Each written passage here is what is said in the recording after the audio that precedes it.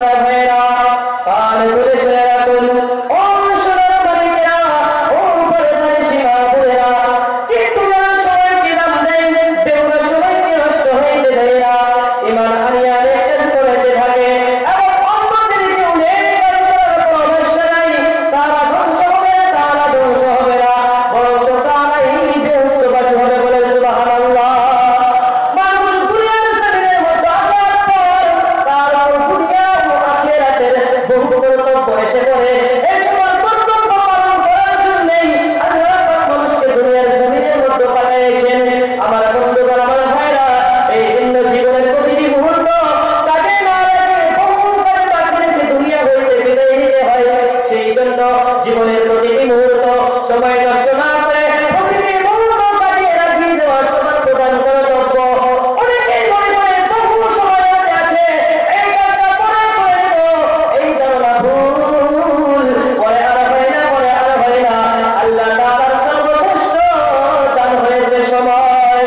টাকা পয়সা হারালে আবার অর্জন করা যায়, স্বাস্থ্য নষ্ট করিলেও আবার পাওয়া যায়, কিন্তু জীবন যৌবনের সময় চলে গেলে আর ফিরে পাওয়া যায় না।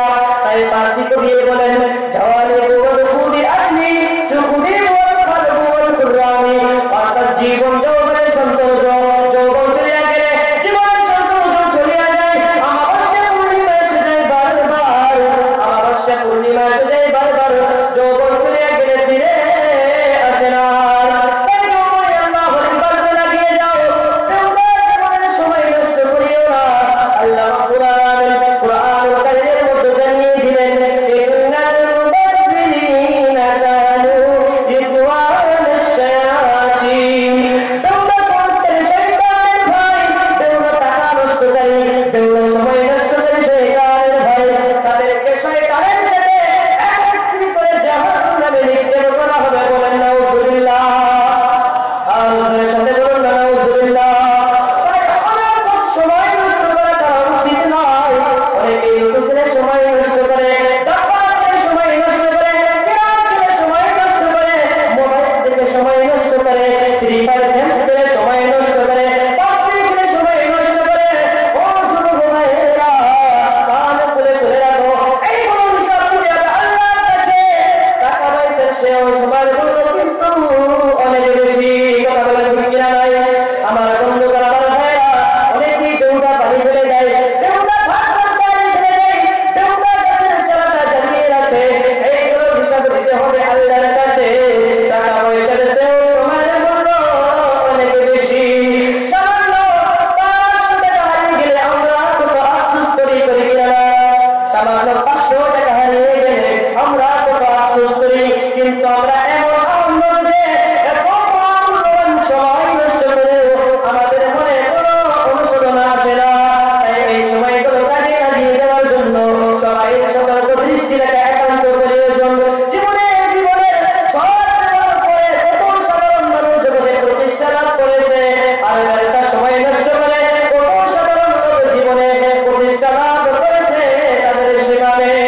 আমার বন্ধুগণ, আমার ভাইরা, যারা সময়কে দাম দেয় না, যারা কাজ সময় পায় না বলে অভিযোগ করে, অথচ যে লোক জীবনের সব ব্যবহার করে, সে হাসি মুখে সকল কর্তব্য সমাধা করতে পারে, এমনকি আখিরাতুল জান্নাতুল ফেরদাউস সোনার গাছ পরিদর্শন করতে পারে। বলেন সুবহানাল্লাহ।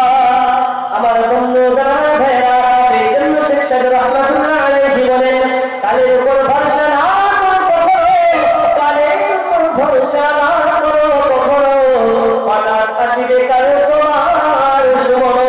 তাই সময়কাল বড় নিষ্ঠুর, সে দৌড়তে থাকে সামনের দিকে। কোন দিকে দৌড়তে থাকে? সামনের দিকে দৌড়তে থাকে। কেউ সময়কে বদলে রাখতে পারে না। ও বন্ধুরা, তোমার হায়াত পানির স্রোতের মধ্যে বহিয়া যাইতেছে, সেই পানির স্রোত আর ফিরে আসবে না। আমার বন্ধুগণ, আমার ভাইরা, তাই আজকের কাম তুমি কালকের জন্য ছিল না, কেননা কালকে তোমার কি হবে তুমি নিজেই জানো না। কথা বলে ঠিক না ঠিক? আমার বন্ধুগণ, আমার ভাইরা, প্রত্যেক একটি কাজ আমাদের শয়তানের নেই হয়ে গেছে আজকে আমাদের মধ্যে।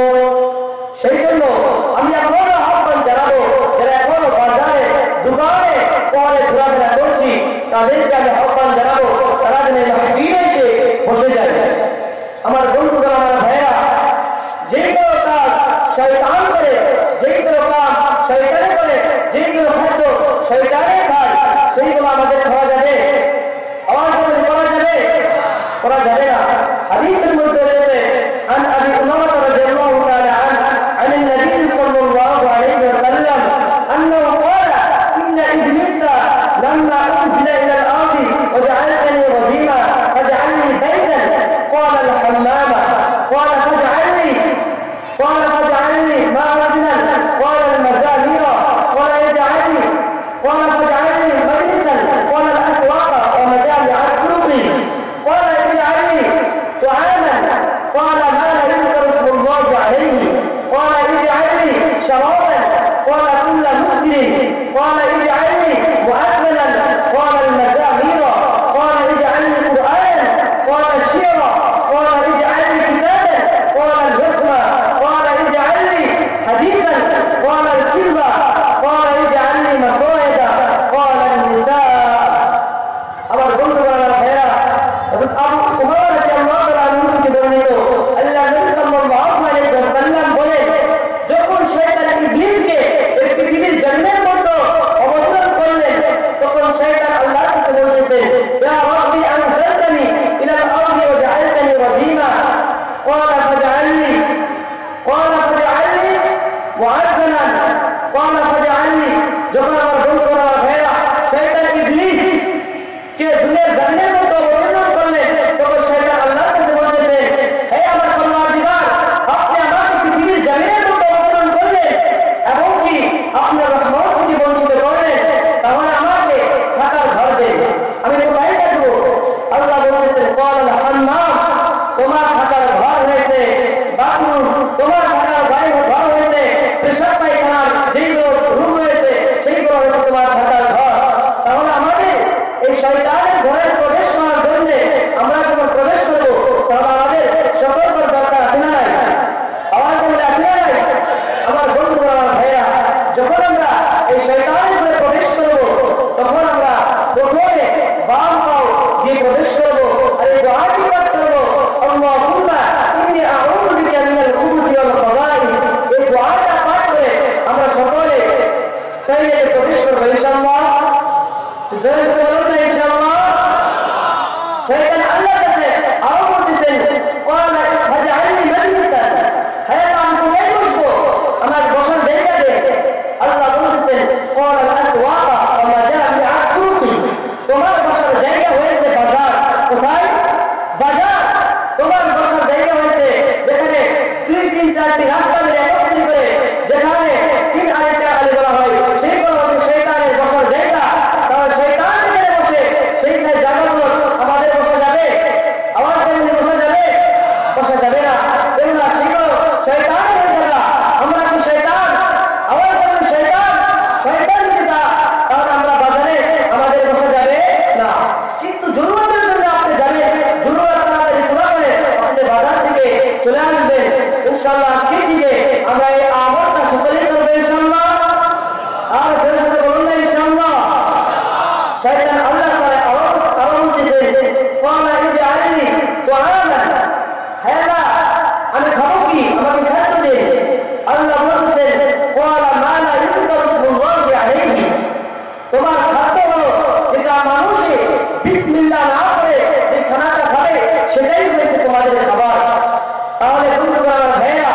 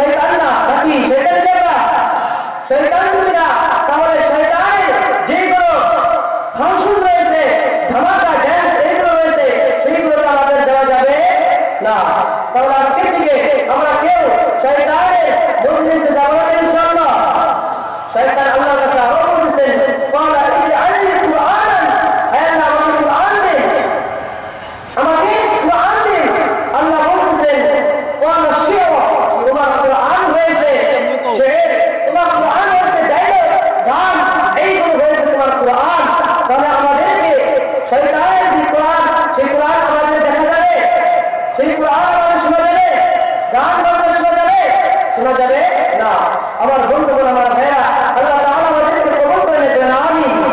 আমার বন্ধুগণ, আমার ভাইরা, শয়তান আল্লাহর কাছে আরো বলতেছেন, ক্বালা ইজআলনি কিতাবান, হে আল্লাহ আমাকে কিতাব দেন। আল্লাহ বলতেছেন, ক্বালান ওয়াসমা, তোমার কিতাব হলো যেটা মানুষের শরীরের মধ্যে যে আকৃতি অঙ্কন করলে সেই আকৃতি অবশ্যই বিহীন, সেই আকৃতিটা বোঝা যাবে না। সেই আকৃতিটা অর্থাৎ যুবকরা হাতের মধ্যে লাগায়, ট্যাটু মারা হয়, সেই ট্যাটুটা আমার বন্ধুগণ, আমার ভাইরা, শয়তানের কিতাব করা হয়েছে। সেই ট্যাটু আমাদের, আমরা যারা দেখেছি সেটাকে ইস্তেমাল করেছি, আজকে থেকে ওয়াদা করলে সেটা অবশ্যই করে হলে আমরা সেই জায়গাটা তুলব ইনশাআল্লাহ, ইনশাআল্লাহ। শয়তান আল্লাহর কাছে আরো বলতেছেন, ক্বালা ইজআলনি মাসওয়াদা, ক্বালা ইজআলনি হাদিসান, হে আল্লাহ আমাকে হাদিস দেন। আমার হাদিস কি? আল্লাহ বলতেছেন, ক্বালা আল কিযবা, তোমার হাদিস হয়েছে মিথ্যা কথা বলা। কি গো? মিথ্যা করে কথা বলেছে। তাহলে আজকে থেকে আমরা মিথ্যা কথা বলবো না ইনশাআল্লাহ। আল্লাহর কাছে শয়তান আরো বলতেছেন, ক্বালা ইজআলনি মাসওয়াদা, হে আল্লাহ আমাকে জান দেন, আমি মানুষদেরকে কিভাবে পাকড়াও করে ধরবো, আমাকে পাকড়াও করার বস্তু দেন। আল্লাহ বলতেছেন, ক্বালা নিসা, তুমি মানুষদেরকে তোমার দিকে আটকিয়ে রাখবে যে জাল, সেই জাল হয়েছে মহিলা মানুষ। কি গো? মহিলাদেরকে দিয়েছেন শয়তানের জাল, তাহলে কি মেয়ে? আমার বন্ধুগণ, আমার ভাইরা, সেই জন্য আমি মা-বোনদেরকে আহ্বান করবো, তারা যেন পর্দানিশী করে, তারা যেন পর্দা করে। আমার বন্ধুগণ, আমার ভাইরা, তাহলে আমাদের মতো পর্দার দরকার আছে না নাই? আমাদের জন্য আছে না নাই? আমার বন্ধুগণ, আমার ভাইরা, নবীদের বিবিরা পর্দা করতেন, আর আমাদের বিবিরা বাজারে, আমাদের বিবিরা রাস্তাতে কেন, আমাদের বিবিরা দোকানে কেন, আমাদের বিবিরা ব্যবহার করতেন। আমার বন্ধুগণ, আমার ভাইরা, লক্ষ্য করে শুনে রাখুন, ও সোনার বাবারা, ও আমার বন্ধু বান্ধবীরা, কান করে শুনে রাখুন। আল্লাহর নবীর বিবিরা বলেছেন, আমাদের বিবিরা বাজারে কেন, আমাদের বিবিরা দোকানে কেন, আমাদের বিবিরা ব্যবহার কেন। আমার বন্ধুগণ, আমার ভাইরা, আমাদের পর্দা নেই, লজ্জা নেই, শরম নেই, বেহায়া অবস্থায় মেয়েকে করেছে এবং বিবিকে বাজারে পেলে আমরা নবীর মহব্বতে মিলিত করেছি। জশ্নে জুলুসে গিয়ে নারায়ে সালাতি আর রাসূলুল্লাহের স্লোগান দিচ্ছি। নবী করিম সাল্লাল্লাহু আলাইহি ওয়াসাল্লামের আদেশকে জিন্দা করে দিয়ে তার মহব্বতের নামে এসব নকল ধোঁকাবাজি কতদিন চলবে? নবী করিম সাল্লাল্লাহু আলাইহি ওয়াসাল্লাম বলেন, যে তার মেয়েকে পর্দা করে কথা বলে না, সে দায়ুস, আর দায়ুস কখনো জান্নাতে প্রবেশ করতে পারবে না, আর দায়ুস ফাতুল জাহান্নাম। আমার বন্ধুরা, আমার ভাইরা, দায়ুস জাহান্নামের মধ্যে প্রবেশ করবে, তার ঠিকানা জান্নাত নয়। আমার বন্ধুরা, আমার ভাইরা, আল্লাহ নবী আরো জানিয়েছেন যে একজন পর্দাকারী 1000 পর্দার পুরুষের অপেক্ষায় নিকৃষ্ট। কেননা একজন পর্দার পুরুষ কোন একজন পর্দাশীল মহিলাকে কোনো ভাবে চুরি করতে পারে না, কিন্তু একজন বেপরদা নারী, বেহায়া নারী 1000 কেন, তার সে লক্ষ লক্ষ ভালো পুরুষদেরকে কিন্তু খারাপ বানিয়ে দিতে পারে। বলেন ঠিক কিনা? আমার বন্ধুগণ, আমার ভাইয়েরা, তার উপরে শুনে রাখুন, একটি বেপরদা নারী প্রতিদিন লক্ষ লক্ষ মানুষকে চোখের জিনায় লিপ্ত করে এবং সেই গুনার মধ্যে সে লিপ্ত হয়ে যায়। আমার বন্ধুগণ, আমার ভাইয়েরা, আল্লাহর নবী জানিয়ে দিলেন, এই পৃথিবীর জমিনের মধ্যে দুইটি ফেরেশতা এই বিষয়ে ঘোষণা করতে থাকে যে পুরুষের কারণে মহিলা ধ্বংস হয়ে গেল, আর মহিলার কারণে পুরুষেরা ধ্বংস হয়ে গেল, পুরুষের কারণে মহিলারা ধ্বংস হয়ে গেল। আল্লাহ রাব্বুল আলামিন কুরআনুল কারীমের মধ্যে সূরা আল-ইমরানের 128 নম্বর আয়াতের মধ্যে জানিয়ে দিলেন, ইন্নামা নুলিনাহুম ইয়াজদাদু ইসমান ওয়া লাহুম আযাবুন মুহিন। আল্লাহ বলতেছেন, আমি তোমাদেরকে ঢিল দিচ্ছি, বিপদ দিচ্ছি না, এই জন্য যেটা আরো আগবার